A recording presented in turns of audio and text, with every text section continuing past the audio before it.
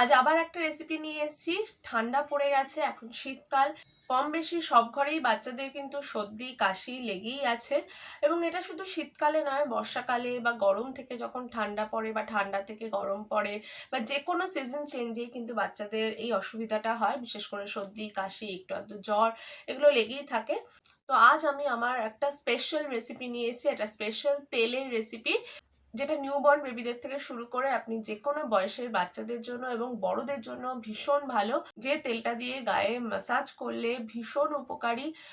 স্কিনের জন্য যেমন এটা উপকারী, তেমনই হাড়ের জয়েন্টগুলো আছে সেগুলোও কিন্তু মজবুত করতে ভীষণভাবে হেল্প করে।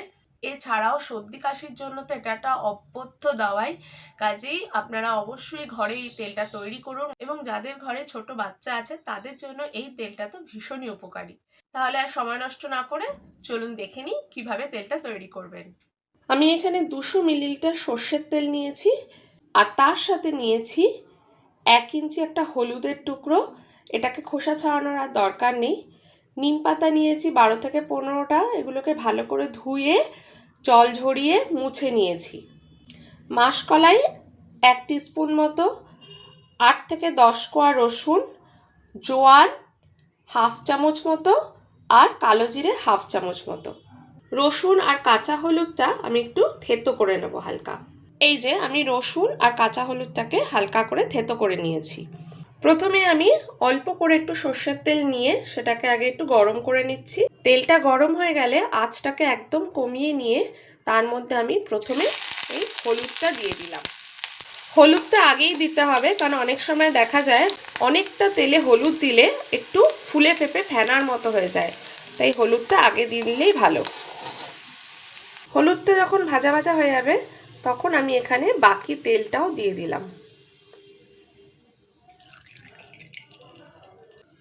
এবার যখন তেলটা হালকা গরম হবে তখন এর মধ্যে বাকি জিনিসগুলোও দিয়ে দিলাম।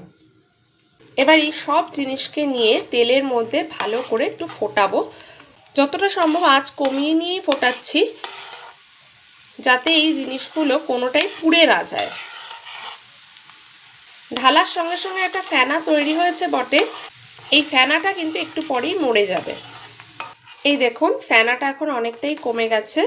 আমি তেলটা প্রায় 5 মিনিট ধরে কম আছে কিন্তু এভাবে ফোটাচ্ছি। আস্তে আস্তে তেলটার রঙটাও একটু চেঞ্জ হবে, আর তেলটা থেকে কিন্তু বেশ একটা ঝাঁঝ উঠবে। বিশেষ করে জোয়ান, কালো জিরে আর সর্ষের তেলের তো একটা ঝাঁঝ আছেই, রসুন, এই সব মিলিয়ে কিন্তু একটা ঝাঁঝ পাবেন, আর রঙটাও আস্তে আস্তে কালচে হয়ে যাবে। এই দেখুন এখন একদম ফেনাটা মরে গেছে আর রঙটাও অনেকটা কালো হয়ে গেছে তেলের। এবার আমার তেলটা রেডি। এবার আমি গ্যাস বন্ধ করে এটাকে ঠান্ডা হতে দেব। ঠান্ডা হয়ে গেছে, তাই তেলটা এবার আমি ছাঁকনিতে ছেঁকে নিচ্ছি।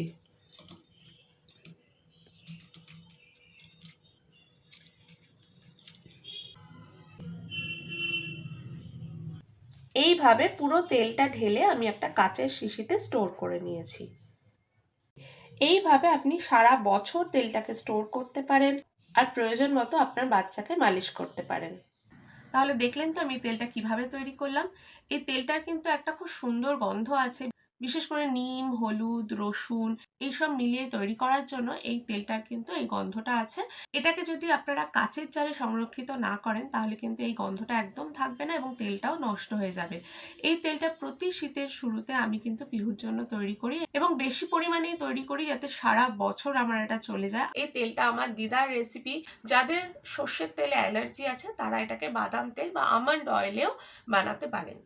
এই তেলটা আমার মেয়ে পিহু তো ব্যবহার করছেই, আমার জেনারেশনটাও ব্যবহার করেছে, অর্থাৎ আমি, আমার মা, মামা এবং আমার দিদা তাদের জেনারেশনটাও ব্যবহার করেছে। কাজে আপনারাও নির্দ্বিধায় ব্যবহার করতে পারেন। শুধু বাচ্চা নয়, বাচ্চা বুড়ো সবার জন্য এটা কিন্তু খুবই উপকারী। আশা করি ভিডিওটা আপনাদের ভালো লেগেছে। ভালো লাগলে অবশ্যই লাইক করবেন, অনেক অনেক অনেক করে শেয়ার করুন, আর চ্যানেলটা সাবস্ক্রাইব করে বেল নোটিফিকেশনটাও ক্লিক করে রাখুন। তাহলে আগামী দিন আমি যত নতুন নতুন ভিডিও নিয়ে আসবো তার নোটিফিকেশন আপনারা সঙ্গে সঙ্গে পেয়ে যাবেন। তাহলে আজ এই পর্যন্তই। Bye bye.